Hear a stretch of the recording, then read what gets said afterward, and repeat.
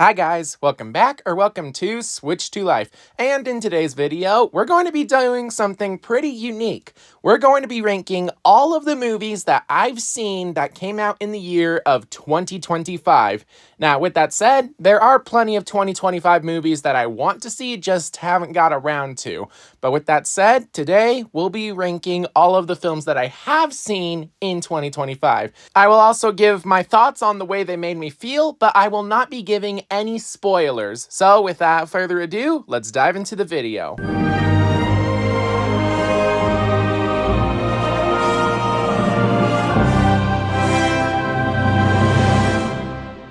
In last place, we have one of the year's earliest movies, Captain America: Brave New World. And I gotta say that this film was just boring in general. It didn't do anything wrong, it just didn't do anything right. And I hate to say it, but I think I'm only gonna watch this one more time during my MCU marathon.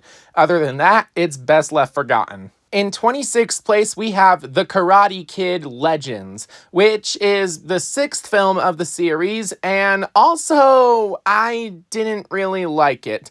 I think my problem is that I just got done watching the Cobra Kai TV show, and unfortunately, the film kind of lost the charm of that show. It's more like the original films, which I admit those were good, but unfortunately, I just think it lost something along the way. Now, I will admit the film was good at what it tried to do. The problem is just, I don't know, I also found myself pretty bored with this movie compared to all of the action and drama that went on in Cobra Kai. So that's probably why this is so low. In 25th place, we have the Disney Channel and Disney Plus exclusive Zombies 4: Dawn of the Vampires. I watched the original Zombies trilogy, and then I watched this movie, and I just think that it was pretty good, but unfortunately, it's just a Disney Channel movie. It has good music and probably some good dance sequences, but the story leaves a lot to be desired. In 24th place, we have the live-action Snow White, and I gotta say that I like this movie better than the animated version, but that's not saying much because I didn't really like the animated version. And because of that, I will admit this movie does have a better story, better telling, but unfortunately, not only the behind-the-scenes drama ruined this movie for me, but with that said, you can check out my review for what I believe are the real glaring issues of the actual movie itself. With that said, I do recommend watching this at least once. I just don't think it's that great of a live-action remake. 23rd place goes to yet another Disney Plus original film, that of course being Alexander and the Terrible, Horrible, No Good, Very Bad Road Trip, which is kind of a reboot and sequel to Alexander and the Terrible, Horrible, No Good, Very Bad Day. And honestly, I kind of like this movie. It was definitely funny. The problem was the plot is just all over the place and there wasn't a lot of emotional heart going into the characters. They just kind of fell into some tropes, and unfortunately, that's not that great. So because of that, that's why this movie is ranked so low. We also have another Disney Plus exclusive, the 4th Diary of a Wimpy Kid animated film. And I gotta say, I enjoyed this a lot better than I thought I would. Unfortunately, the animation still kind of ruins it for me. As for the story, I admit it did have some really good moments, and unfortunately, the rest of the movie just kind of fell under. It once again proves why Greg taking the shortcut is one of my least favorite characters from anything, to be honest. So, with that said, I believe that Diary of a Wimpy Kid, The Last Straw, is a bad film. 21st place actually changes things up, and we have a Netflix original film, SpongeBob SquarePants Plankton the Movie, which I gotta say was really cool seeing Plankton's origin story, and the relationship he has with Karen is so good. I loved everything about these two characters. The problem every other character is just annoying in this movie to the point where I just hate the movie in general. So, with that said, that's why this film doesn't even make it to the top 20. Just barely making it into the top 20s, we have Jurassic World Rebirth. And while I thought this movie was really good when I was watching it, further speculation makes me think that it is the single worst installment in the Jurassic franchise. Well, it would be if it wasn't for Camp Cretaceous Season 4. Now, I will admit the horror aspect of this movie is really good, and not to mention the cinematography and the way the dinosaurs just look is really nice. I also really loved all of the character development and emotions that went on with all of our characters. But then you get to the story and it all falls apart. It kind of ignores everything that the past installments did by pretty much destroying the plot of Dominion, which is that dinosaurs are in our world, and then it literally, in the first 2 minutes, destroyed that. But honestly, I'm hoping that Universal takes the criticism and they apply it to the next Jurassic movie to fix the mistakes of Jurassic 7 Rebirth. So with that said, let's move on to 19th place, where we have Gabby's Dollhouse, the movie. A preschool movie based off a preschool TV show of Gabby's Dollhouse. And I gotta say that I enjoyed this a lot better than I thought I would. The problem is it's still a preschool movie, and because of that, it's focused on bright colors and flashing in your face, and at the same time, while it does have the audience interact in pretty meaningful ways, the issue is, again, it's still a preschool movie. That said, I did enjoy the story, and I enjoyed all of the drama that Gabby went through. And of course, the villain, man, that was really awesome. Just reminded me so much of Toy Story. With that said, you can check out my review for the film somewhere in the description down below. In 18th place, we have Marvel's Thunderbolts. And I will admit that for a post-Endgame Marvel movie, it was honestly really good and especially funny. Not to mention all of the character drama and the action sequences. Those were really good. But of course, my main problem with the film is that they killed off one of the biggest characters far too early in the story. With that said, though, I am very excited to see what the Thunderbolts, or should I say the new Avengers, get up to in the next Avengers movie. And now we move to Freakier Friday in 17th place, which is a sequel to the 2003 version of Freaky Friday. And let me just say, for the record, I have never seen Freaky Friday before. I actually watched the original film and the sequel on the same day when the sequel came to Disney+. So with that said, I don't really have a lot of nostalgia. But I will admit that this was a really good film with a lot of emotional drama going on, and I mean a lot. But of course, it also has the same lesson from the original movie, which is just how much the kids love their parents and they want their parents to be happy, and they realize that the spouse their parent is getting married to is actually a really good guy who puts the children first, and I really enjoy that. It's also extremely funny. That being said, I can't think of a way they could have made this movie even better than it already was. Unfortunately, it still ranks pretty low on the list, so let's move on. In 16th place, we have a Minecraft movie. And I like that it's not called the Minecraft movie, because if that was the case, then we would have a big problem if this is how Minecraft is represented. That being said, I kind of enjoyed it for all of the memes and the comedy. Unfortunately, the theatrical experience got ruined because of that same reason. And that being said, when you take away the comedy aspect, the movie literally falls apart. The story is just so simplistic, and at the same time, it's not doing anything for all of our characters. Honestly, I feel like this movie should have been animated. I mean, I will admit the cast was really cool. That being said, it was literally just because it's funny to see Jack Black and Jason Momoa interacting with each other, and aside from that, the movie just doesn't really have a lot going for it. And now we have the first Pixar installment, and I gotta say, Elio was really good. It did everything right in terms of being a Pixar movie, but in terms of standing out, not so much. And I think a big problem is Disney's marketing team. That being said, I enjoyed this movie. It did almost nothing wrong. The problem is that, well, we also know that there was an alternative version from 2024, and I kind of wish we got to see that version instead. As for the version that we did get, it was really good and very emotional, and I loved it. But it's kind of the same thing as I can say with any other Pixar movie. Speaking of, in 14th place, we have another Pixar installment, not a movie, but I felt like including it just because, the limited series Win or Lose. I feel like this actually could have been a theatrical movie. The problem is that the TV show was the better format. The story is that we go through the perspective of 8 different people over the course of a week leading up to a softball game. Now, you could put it all in a compilation together, but I think the real way to digest it is one perspective at a time, just like how they released it in a TV show.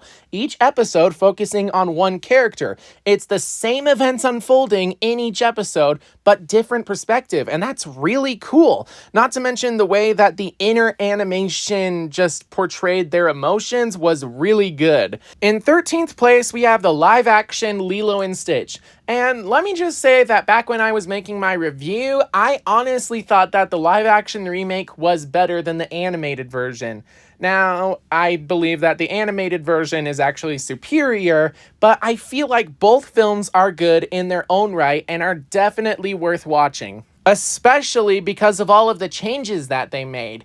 While they did take out some of the things that I loved from the animated version, they included a bunch of stuff that just made the original story so much better, in my opinion. Now, I know the ending is controversial, but I honestly loved it. And I can't wait to see what Disney does in their sequel. Yes, we are getting a live-action Lilo and Stitch 2. That's confirmed to be in the early stages of development. But still, I can't wait to see it. In 12th place, we have Ne Zha 2, which is a foreign film made in China and a sequel to a 2019 movie. Now, in order to watch the sequel, you need to watch the original because it picks up right where the original left off. Now, I will admit, I only watched Ne Zha 2 because it is, as of right now, the highest grossing animated movie of all time, despite not being made in America. So, I just had to go see it for myself. And I gotta say, I loved the action sequences, I loved the animation, and I loved the story. And all of the character development was just really good and pretty much hit everything out of the ballpark. My problem is that it's also a little confusing if you don't know Chinese mythology, and of course, I didn't really have any nostalgia for it, which is probably why it's so low despite being so gosh darn good. And I can actually understand why it's the highest grossing movie of all time. With that said, it is not my favorite. In 11th place, we have Mission Impossible 8 Final Reckoning, which is actually the part 2 of Dead Reckoning. I loved this movie. I literally watched part 1 before going to see it in theaters, and let me just say that I just thought the action sequences was really good, not to mention all of the suspense and stunts that Tom Cruise goes through. It's just, chef's kiss. The story was also really good, but unfortunately, I think it just lost a lot of the comedy from earlier movies. It's also supposed to be the finale to the entire series, so I get why they went with the darker tone, but it doesn't feel like a finale. If anything, it feels like it's setting up a potential 9th movie that's never going to see the light of day because Tom Cruise is just done with Ethan Hunt. So while that's kind of sad, I just didn't really feel like this movie was a finale. I enjoyed watching it, I loved all of the stunts, and I loved the story, but again, where's that finale feel to it? Because of that, I don't really consider this my top 10 film of 2025. Speaking of, in 10th place, we have Dogman, which is one of the earliest movies that got released this year, and it is the only film on this list that I've seen twice. Now, I grew up reading the Captain Underpants books, but when the Dogman books started getting released, I was kind of bored with it and just dropped the series. To this day, I've only read the first 3 Dogman books, and let me just say that those 3 books are pretty much the story for this movie. That being said, it might not look that good, but keep in mind, this is supposed to be a comic book created by fourth graders. That explains why the animation is so crappy, why they keep mispronouncing words, and it's just so funny when you go in with that mindset. This feels like George and Harold making a movie, which is honestly super good. Or maybe I should say super good. And honestly, it is probably the cutest movie that DreamWorks has ever made. There's just so much emotion going on from one of the characters, and you gotta love little Petey. I mean, the guy is just so flipping cute. I love him. I will die for him. That being said, while I do love the movie and find it extremely funny, it does have its problems that prevent it from moving beyond 10th place. In 9th place, we have the latest Marvel film to come out, which is Fantastic Four: First Steps. And I gotta say, I really loved all of the character drama that goes on. You can tell that, unlike a lot of the recent movies, Marvel stopped focusing on the aspect of superheroes and focused more on the family of the Fantastic Four for this film. You can tell that these aren't just super powerful beings, they're real people with real emotion going through real problems, and at the same time they have the world on their shoulders, and I just really loved this movie, especially when the baby came into play. That was really cool. Now, I will admit that it does have its problems, but I honestly can't think of a way that they could make this movie better. Which brings us to the film that it was supposed to compete with, Superman. And I just gotta say, I loved this movie, especially the character of Superman. Unlike a lot of other Superman movies, this actually establishes itself that it takes place in an interconnected universe. And at the same time, unlike the only other Superman movie I've seen, Man of Steel, this actually paints Superman as a beacon of hope and goodness, someone who will always have your back even when the world is against him, and I really loved that. There's also the humor of this movie, which was just really good, and the speech that Superman gave at the end was just chef's kiss. But of course, my main problem with this movie was kind of its predictability in a way, because you didn't know what was going to happen, but you knew what the end game was going to be. Another problem I had was the action sequences. They just kind of felt underdeveloped, but with that said, the story did not suffer for it, and I enjoyed it every second I was watching. In 7th place, we have The King of Kings, which is an animated movie that tells the story of Jesus Christ. And you might not know this, but I grew up in a Christian household, and because of that, I love this movie. It paints Jesus in such a good light, while at the same time, it's literally just a story being told from a father to a son, and that son is seeing himself in the story of Jesus, and I really like that. Now, if you don't really know a lot about Jesus Christ, then yeah, this movie could be kind of confusing, but honestly, I think that it needs to be watched because that way you get the gist of what Jesus is all about. Oh, and did I mention the fact that it has a star-studded cast, including having Oscar Isaac play Jesus? I mean, I'm listening to him, and while I do hear Oscar Isaac, I'm more hearing Jesus. That's just really good acting right there. And now we move on to 6th place, which is Wicked for Good. And let me just say, the musical sequences was just really cool. And the cinematography and the CGI was awesome. And of course, we got the story. And I just loved the story.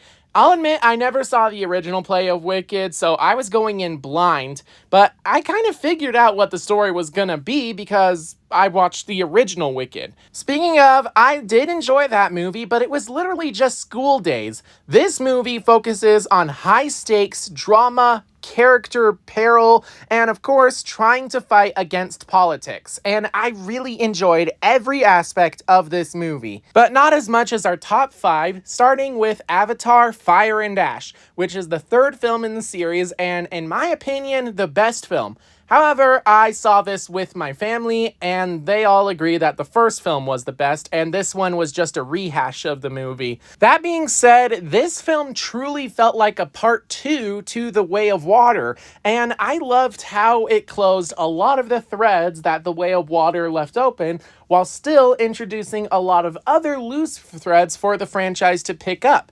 And oh my gosh, this movie just had me thinking so much, and I cannot wait for when Avatar 4 gets greenlit by Disney. So you guys need to go watch this movie so that it actually makes a profit, and Disney is like, okay, we're moving forward with 4. That being said, I do know that there will be a lot of complaints from people saying that this is similar to the other 2 Avatar movies, and to that I say, yeah, it's called world building, and this is supposed to be a sequel in those worlds. If you want it to be completely different, you're gonna hate this film. That being said, it does have enough differences to be its own self-contained story, and I absolutely loved it. And if you love callbacks as well as a brand new version of the same story, you're going to love this film. And if you still think it's the same as the other films of the Avatar series, be sure to look at my 4th place, the live-action How to Train Your Dragon remake, which is literally a shot-for-shot remake of the animated film.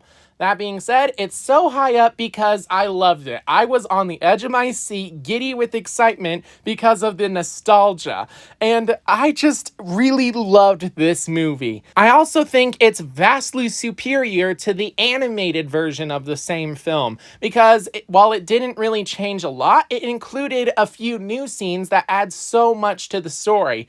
That being said, I will admit the acting is not as good as the animated version, and the character designs are pretty so-so, but like the animated version, this film is just so immersive that you can actually feel yourself in the world. And I just grew up with the original How to Train Your Dragon film, and blinded by nostalgia, that's probably why this movie just rises so high for me. Speaking of nostalgia, fans have been waiting 9 years for the sequel to Zootopia, and Zootopia 2 did not disappoint. In my opinion, it is the single greatest sequel that Disney has ever made. That being said, I did have a few problems with it. If you want, check out my review, but honestly, those problems are very few and far in between, and they don't really affect the story that much. The story is just chef's kiss. In my opinion, while it doesn't have the feel of the original where one scene leads into the next and then is called back much later in the film, it does have a better story than the original film. It does have a better villain as well, and of course the relationship between Nick and Judy is just blossoming into a really great partnership between the two. Whether they're romantic or not is still up for debate, but still, really enjoyed this movie. Cannot wait for Zootopia 3. And now we move on to 2nd place, which is probably the biggest sensation of 2025. K-pop Demon Hunters. Let me just say, music out of the ballpark. Animation, oh my gosh, it's so beautiful and so wacko and bright in your face. And of course the story, which in my opinion is the weakest part of the film, is actually really good. I just cannot believe how great of a movie K-pop Demon Hunters was, and I completely understand why it's a global phenomenon and why people are so in love with it, and I just cannot stop singing the soundtrack to this. It's just so good. You need to check it out if you haven't, because well, don't let the weirdness of the trailer fool you off. This movie is actually really good, especially when it comes to all of the character development for Rumi. I just really enjoyed it. Oh, and that's not even mentioning the humor. I mean, these girls are just so funny with each other. You gotta love it. But sadly, while I do think that this film has the best contender for Animated Film of the Year, it is not my personal favorite.